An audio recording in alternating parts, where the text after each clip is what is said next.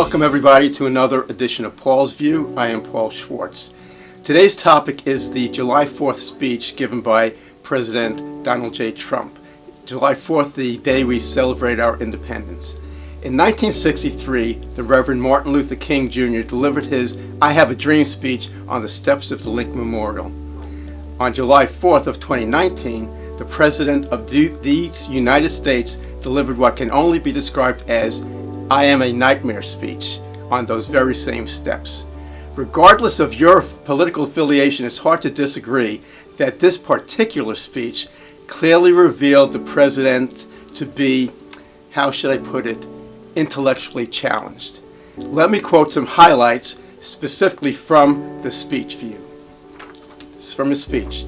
In June of 1775, the Continental Congress created a unified army out of the revolutionary forces encamped around Boston and New York and named after the great George Washington, Commander-in-Chief. The Continental Army suffered a bitter winter at Valley Forge, found glory across the waters of the Delaware, and seized victory from Cornwallis of Yorktown. It goes on. Our army manned the air, it rammed the ramparts, it took over the airports, it did everything it had to do, and at Fort McHenry, under the rocket's red glare, it had nothing but victory. And when dawn came, their star-spangled banner waved defiant. This is straight from his speech. No, I know what you're thinking. You're thinking this is from a Sacha Baron Cohen movie in which Borat plays the President of the United States. No, this is reality. This is your president.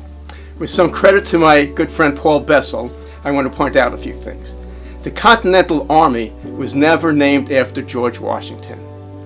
It is the Continental Army. Cornwallis was never called Cornwallis of Yorktown. Yorktown is where General Cornwallis surrendered.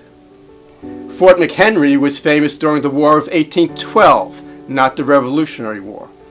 And I'll end with this one. Our army didn't man the air. There were no airports in the 1700s. The Wright brothers, for those of you not keeping up on your history, invented the airplane in 1903.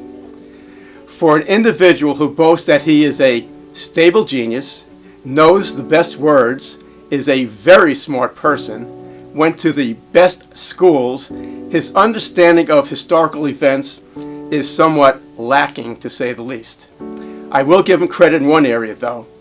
It was a truly smart thing to threaten the schools he attended with a lawsuit if they ever revealed his school transcripts. The only thing that gives him any credibility to this boast of being a stable genius is that a stable is exactly the place where you will find horses' asses. Trump, when questioned about his mistakes, blamed it on the rain and the teleprompters. You know about teleprompters, the very same teleprompters that he took President Obama to task for using, but which he has no problem using. He admitted that he spoke extemporaneously. This is Trump, and the word extemporaneous is my word, not his, as a result of the teleprompter malfunction, revealing that his miscues were all his own and not those of a less than capable speechwriter. The more serious problem is that this president is too full of himself to seek guidance from those with more knowledge on a particular issue prior to going out before the entire world and exposing his ignorance. The problem should concern every American. The problem is not ignorance, nor is it stupidity. Neither ignorance nor stupidity is something to be ashamed of. The problem is that when a president of the United States is both ignorant and stupid and chooses to fake his intelligence, he is also prone to follow the same path when making more critical decisions. That's something to keep in mind, especially as we approach November 2020.